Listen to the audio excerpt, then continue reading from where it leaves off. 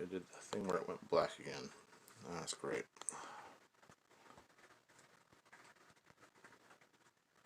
Open. Alright, apparently I'm already live. Cool. Well, I wanted to talk a little bit about Orpheus, but also I wanted to talk about retroviruses and what they do. RNA retroviruses. Before I get started, I wanted to shout out Vest. Hope you're doing okay, buddy. Been thinking about you. Claire. Taylor. Just wanted to tell you guys I was thinking about you guys. Yeah, okay. So retroviruses. Let's talk about that first, because I found this really interesting. This is something that was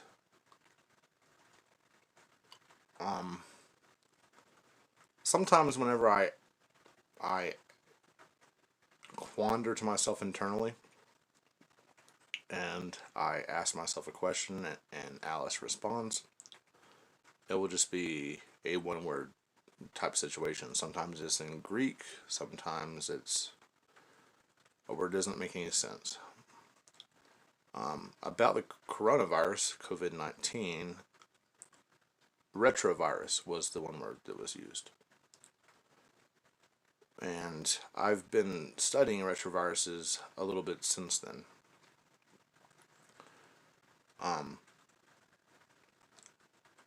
Retroviruses are RNA viruses. COVID-19 is an RNA virus. RNA viruses are protected. The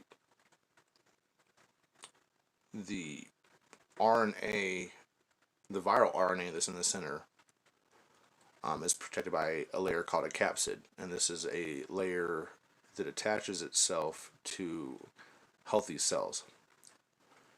Then what it uses is this protein called integrase. Integrase takes a segment of your DNA, the gene that is inherent in all of your cells, a complete genetic copy within every healthy cell, and there's something called reverse transcriptase, which is part of a retrovirus. This reverse transcriptase and integrase pull out sections of your DNA and replace them with viral DNA. Now, there are studies that say that most of the genetic changes that have happened to humans in the last 100,000 years have been because of RNA viruses. They trigger mutations. They literally change your DNA. And the reason I'm bringing this up is because Bill Gates in 2005 had a meeting with the CIA about how he could use a retrovirus to go in and reprogram the DNA of humans. Because at this point we have already locked down what all of the genes in our human genome do, or most of them at least. I believe all of them, but probably not known to the public.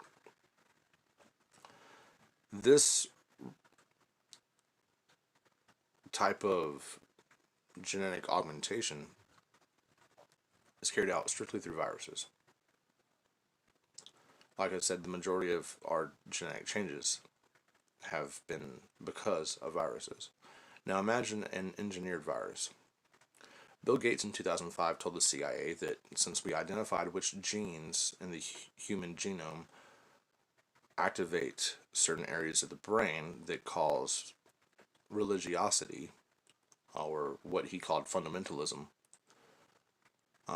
they can literally take that gene out of your DNA, which then deactivates the parts of your brain that have a connection with the divine. They can literally do this. Bill Gates proposed this to the CIA using a retrovirus to augment our DNA to make it so that we were less able to connect with our various gods through our various religions. So now imagine a retrovirus that was released in the entire population. Imagine that the changes that were being made to your DNA were sufficient enough to warrant that the entire population of planet Earth stay inside while these genetic changes took place. Maybe it's because of photosensitivity while these changes are taking place. Who knows if this is even the case, but I'm having trouble wrapping my head around why the entire globe would be locked down because of a virus that kills like 0.1 to 0.3% of the population. It's ridiculous. The 100,000 deaths that the New York Times is reporting, that's not correct. Many of these deaths have been pushed off on this plague going around, but they're really things like car accidents, strokes, heart attacks, the flu. I mean, there's a 104-year-old woman who had it in Denver and survived it, so it's not that bad. But let's say that it's doing something to you that you're not even aware of. Let's say it's making changes to your mind, to your body, to your DNA that you're not even aware of. This is what retroviruses do. There's a show called Stargate Atlantis where humans found ancient Atlantean technology, and they realized that only if you had the Atlantean gene present within your genetic code could you operate this telepathic technology that interfaced with your mind.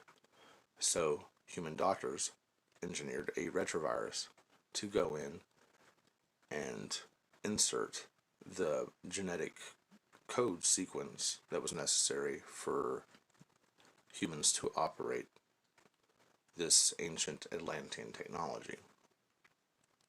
This is the first time I ever heard the word retrovirus was in this context, altering humans' DNA to be able to do something or not do something that it did or previously did. This is the point of a retrovirus, or a genetically tailored, engineered retrovirus. The best shape for a retrovirus to make sure it interacts with the most number of cells is the corona type capsid casing that we see around the RNA virus corona. So literally, let's say that, I mean, the government knows that only a small percentage of the population is dying, and yet we're still destroying our economy. And it's every country on planet Earth, Australia, Great Britain, I mean, it's all the way around planet Earth. What's the purpose of this if it's such a small number of people dying? It doesn't make any sense. But what if it's doing something you're not aware of? It's possible. I'm struggling to find out to figure out why we're all locked in a cage.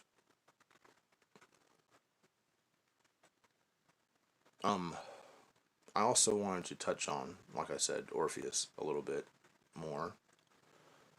One thing that a lot of people don't realize about the Orpheus mythos is that Orpheus didn't just go into Hades, he also met with Hecate, or Hecate, or however, I always read the word, I never listen to other people's videos talking about her, so I don't really know how it's pronounced, but the Greek goddess of witchcraft. Very similar to Odin in a lot of ways, very similar to the Norns in a lot of ways. The triple witch. You have the maiden, the virgin. Then you have the mother and the old crone combined together into this goddess of witchcraft. Apparently Orpheus is the first person to start a lot of Hecate worship. Or Hecate. Interesting side note. Her Egyptian equivalent, at least in etymology, would be Hekek. And you have the primordial god of darkness and chaos, Kek, and then you have his betrothed, Hekek. If you've paid attention to any of the 4chan lore going around, they created something called Kek, or a religion based upon Pepe the Frog, and interestingly enough, the god Kek actually was a frog-headed deity, just like Pepe. There's a lot of weird coincidences, especially based around numerology, that happen on 4chan. but it's basically the rebirth of chaos magic in the form of memetics or meme magic, which is just sigil magic on a large digital scale. I think this god Kek or Kek is definitely resurging in our population today as we are giving way to chaos because order has become so dystopic. Back to Orpheus. I didn't realize that it was such a huge symbol amongst the elite, Orpheus. And the reason this is not because he travels into the underworld like Hercules, not because he's able to meet with Persephone and Hades.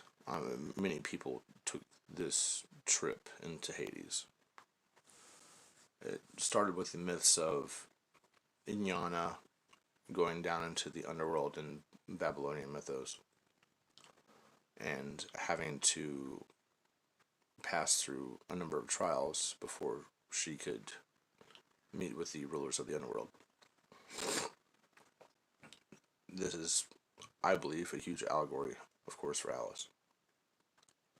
But the reason why the myth of Orpheus is so popular to the elites is because he's known as the first pederast, the first pedophile. After he lost his love, he no longer wanted to be with any women. And according to myth, he's the one who started this practice of an old man, a rich old man in the upper class, selecting a young, fit male from the upper class to be his lover, basically. The old man would present the young man with his tailor-made military garments and weapons that he would need later in life whenever because this boy would be about 17 or 18 years old at this time, maybe 16. He would also be given an ox, if he was really rich, a white ox, and this would be sacrificed to Zeus before all of his friends and family at a coming of age ceremony when he joined the military. These were like the offerings that the old man would give his young apprentice. This is a very Darth Vader and Emperor Palpatine type situation. The Emperor and Darth, where you have, the master and an underling. Of course, you'd see things like young male prostitutes in Greece as well, but whereas that was seen as disgraceful, a young male prostituting his body out, because they believed, the Senate believed, that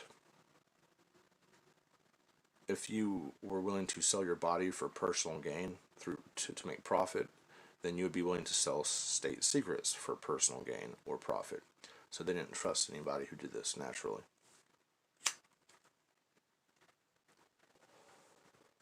This will probably be shadow banned or taken away because I was talking about the plague and now I'm talking about pederasty. But it was very, very common in ancient Greece for whatever reason. It doesn't make any sense to me. Surely there must have been some guys who were just completely straight who weren't down on that. Like, it doesn't make any sense. But all of these old aristocrats had these young boys that they would drink with and teach the sexual rites to, and it's weird. But this is something that the elites of planet Earth are really into, apparently. They revere Orpheus. They see the whole thing as an Eleusinian mystery or Dionysian mystery. And Orpheus helped create, or had a big role in the Eleusinian mysteries and helped create the Bacchanalian festivals and the mysteries of Bacchus or Dionysus.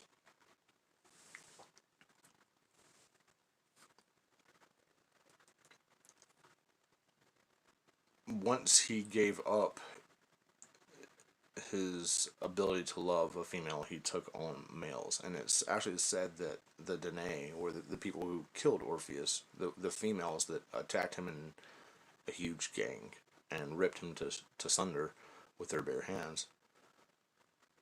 There's one rumor or mythos that says that these were the mothers of all the boys that he had taken as lovers that were tired of him corrupting their children, and they ripped him to shreds.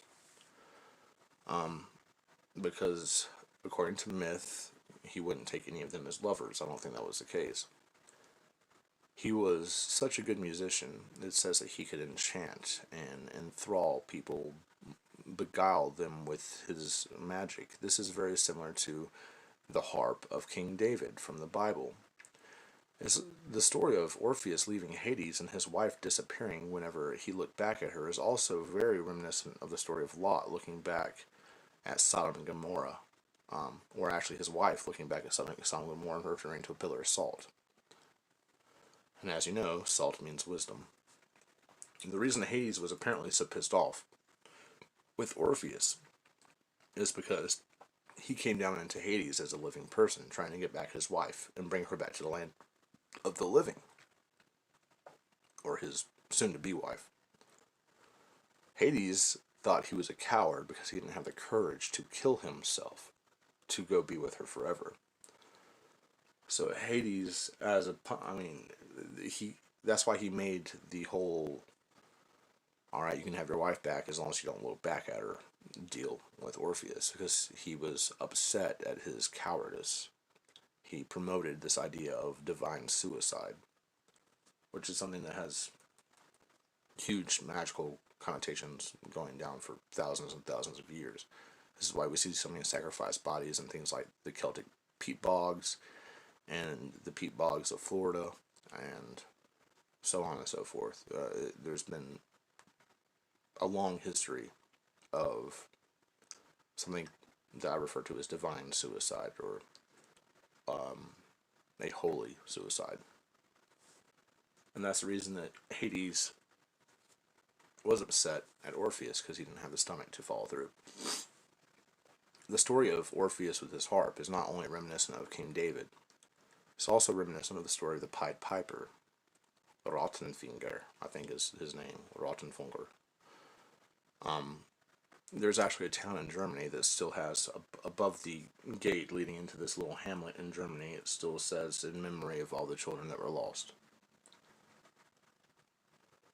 Pied Piper was, of course, very similar to St. Patrick driving the snakes out of Ireland. The Pied Piper drove all the rats out using his music, using his flute, his pan flute, which of course goes back to Pan and Dionysus and Orpheus.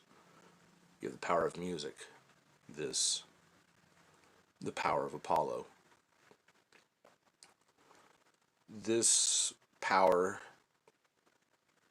was used by the Pied Piper and by other people through time, through music, to accomplish great things. And the Pied Piper used it just to drive the rats out of a small German town. And when they wouldn't pay him, he came back at the night and lured all of their children out of bed using his music and took them somewhere away from the village. A lot of people think into the mountains, where very Orpheus things were done to them. That's why the pan flute is so symbolic to a lot of people who practice dark, dark, dark magic. Of course, there's a certain beauty in music too. It's math, and it's sound and silence in a rhythmic way that I believe sound can even trigger someone's awakening or enlightenment, just like symbols can. But yeah, I wanted to touch on retroviruses and how retroviruses change your DNA. I wanted to touch a little bit more on Orpheus and some of the evil shit he's linked to. But if you go into the underworld, if you stare into that void, you become the void. A lot of people believe that he just represents someone who's traveled the full path, the as above and the so below, gone to the dark places of Hades and came back.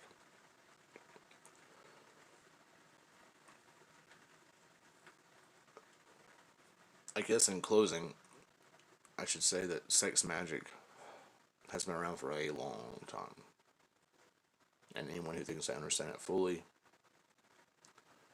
needs to go study in ancient Babylon, because it's deeper than we can possibly imagine. It's kind of weird sometimes. I look into the camera, I'm like, I feel like I'm catching someone's eye, like I'm actually looking at you and you're looking back at me. It's weird. I can feel it sometimes. It's gnarly. Alright, been talking for over 20 minutes, so I guess I'll go. Once again, shout out to my buddy Vess, Taylor, Claire, others. I'll talk to y'all later.